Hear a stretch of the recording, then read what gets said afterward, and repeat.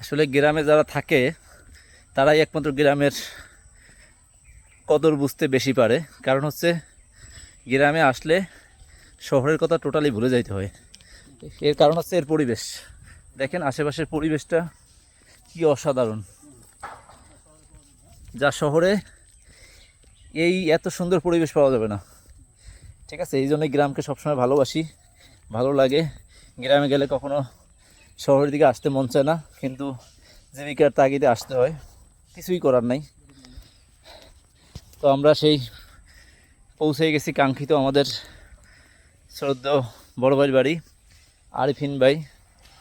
এই আরিফিন ভাইকে বাড়ির গাটলা বলি আমরা। এই যে কাটলা, পাশাপাশি হচ্ছে মসজিদ, আরিফিন ভাইকে বাড়ির মসজিদ। তো আমরা বাড়ির ভিতরে যাচ্ছি, আমরা বাড়ির ভিতরে